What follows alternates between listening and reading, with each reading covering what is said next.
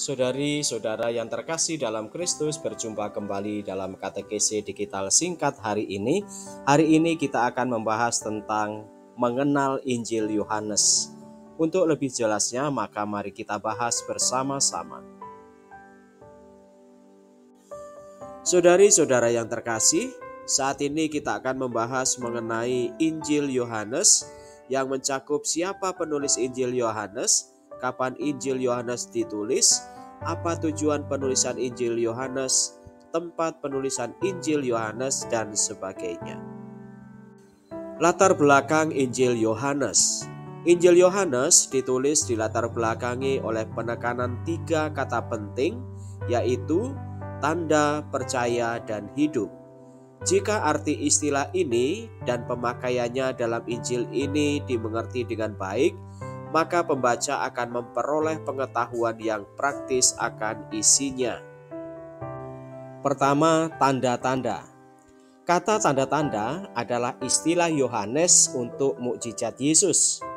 Dengan istilah tersebut, dia ingin menanamkan kesan kepada pembacanya tentang arti mukjizat dan terutama tentang kenyataan siapa Yesus itu sebenarnya. Semua tanda itu dimaksudkan untuk menunjukkan bahwa Yesus adalah Kristus, Anak Allah. Kedua, kata percaya.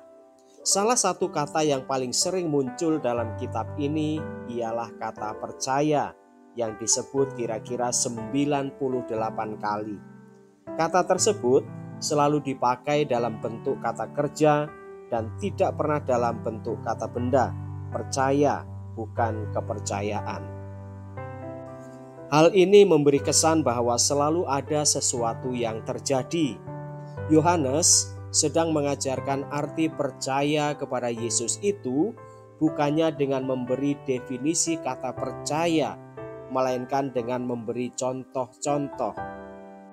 Kata itu dipakai untuk menunjukkan tanggapan orang akan Yesus. Jika mereka percaya kepadanya, mereka menjadi pengikutnya. Jika mereka tidak percaya, mereka menentang dia. Bagaimanapun juga, setelah mereka berjumpa dengan Yesus, mereka tidak bisa tinggal netral. Ketiga, kata hidup. Istilah ini menyatakan akibat hal percaya kepadanya. Menerima hidup berarti menjadi anak Allah dengan jalan dilahirkan dalam keluarganya. Itulah sifat ilahi yang diberikan kepada orang percaya.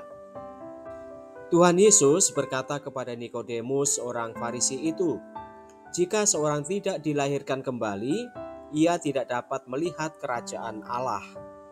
Kehidupan ini diuraikan sebagai hidup yang kekal dan karenanya merupakan lawan dari keadaan mati rohaniah yang berarti dibinasakan. Penulis Injil Yohanes. Menurut tradisi gereja yang ditetapkan sejak permulaan abad kedua, Injil Yohanes ditulis oleh Rasul Yohanes, anak Zebedeus. Ibunya adalah Salome, saudara Maria, ibu Yesus. Yohanes adalah seorang yang agak kaya karena dikatakan bahwa bapaknya mengupah orang dalam usaha perikanan dan Yohanes juga memiliki rumah sendiri. Yesus pernah menyebut dia anak guru. Memang begitulah sikapnya semula, sebagaimana ternyata dalam Lukas bab 9 ayat 53-55, di mana mereka meminta izin dari Yesus untuk menurunkan api hukuman ke atas orang Samaria supaya mereka dibinasakan. Yohanes bersama saudaranya Yakobus sangat berambisi pada masa muda mereka. Tetapi setelah Yohanes lanjut usia, ia menjadi semakin lemah lembut, seperti ternyata dalam surat-suratnya yang pertama, kedua, dan ketiga. Pada masa tuanya, ia ditangkap dan dibawa sebagai tawanan ke Pulau Patmos, di mana ia menulis surat wahyu pada zaman Kaisar Domitian. Kemudian ia dilepaskan lalu ia kembali ke Efesus dan meninggal pada usia kira-kira 100 tahun. Waktu penulisan Injil Yohanes. Injil Yohanes ditulis kira-kira pada tahun 80-100 Masehi, yaitu satu generasi setelah ditulisnya Injil-Injil yang lain. Jika benar Yohanes meninggal pada usia yang sangat lanjut pada tahun 98-117, maka Injil ini diterbitkan sesudah tahun 98, jadi kurang lebih 100 tahun. Tempat penulisan Injil Yohanes. Di dalam Injil ini tidak ada tanda-tanda apapun yang menunjuk kepada tempat tertentu Injil Yohanes ditulis. Menurut tradisi, mulai sejak Irenaeus, Yohanes menetap di Efesus dan meninggal di sana. Maka kemungkinan besar ditulis dari Efesus. Santo Yohanes digambarkan sebagai raja wali atau pengangkatan karena Injilnya dimulai dengan pengantar berteologi tinggi.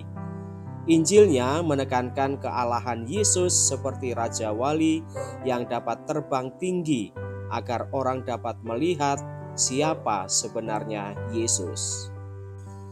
Siapa penerima Injil Yohanes? Jika Injil Matius ditulis untuk orang Yahudi, Injil Markus untuk orang Roma, Injil Lukas untuk orang Yunani, maka Injil Yohanes ditulis untuk semua umat Kristen sebagai suatu kesaksian untuk meyakinkan. Maksud dan tujuan Injil Yohanes.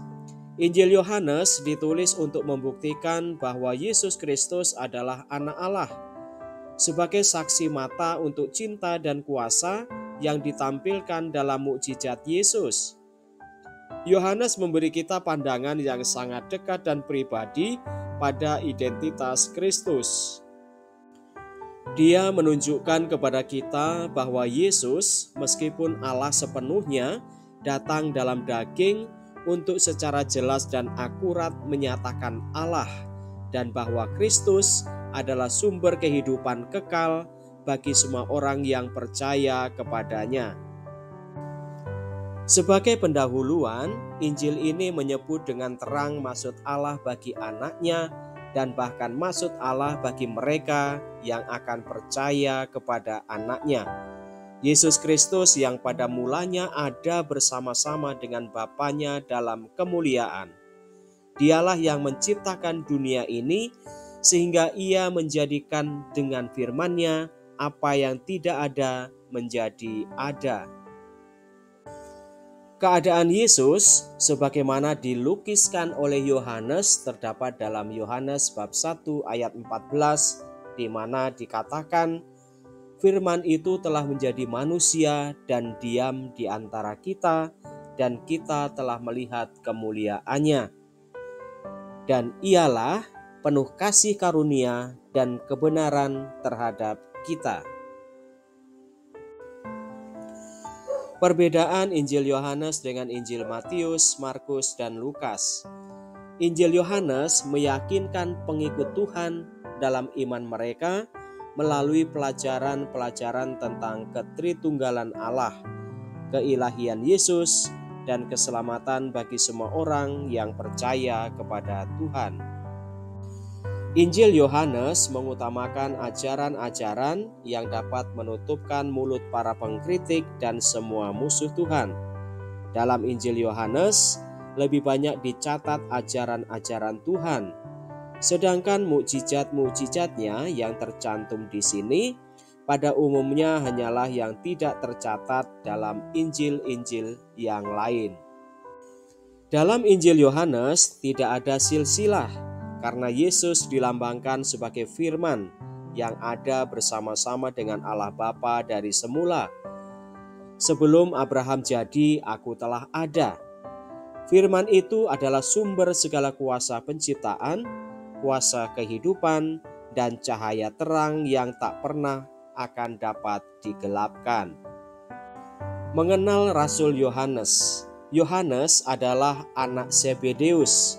Dia dan saudaranya Yakobus disebut Sons of Thunder.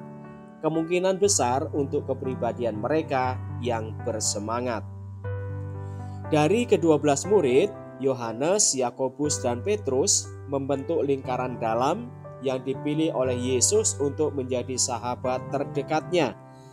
Mereka memiliki hak istimewa eksklusif untuk menyaksikan dan bersaksi tentang peristiwa-peristiwa dalam kehidupan Yesus yang tidak ada orang lain yang diundang untuk melihatnya. Yohanes hadir pada saat kebangkitan Putri Jairus, transfigurasi Yesus, dan di Getsemani. Yohanes juga satu-satunya murid yang tercatat untuk hadir pada penyaliban Yesus. Yohanes menyebut dirinya sebagai murid yang dikasihi Yesus. Dia menulis dengan kesederhanaan dalam bahasa aslinya yang menjadikan Injil ini buku yang bagus untuk orang percaya baru. Namun, di bawah permukaan tulisan Yohanes terdapat lapisan-lapisan teologi yang kaya dan mendalam. Demikianlah saudari-saudara pembahasan tentang mengenal Injil Yohanes. Semoga membantu menambah wawasan iman Katolik kita. Salam.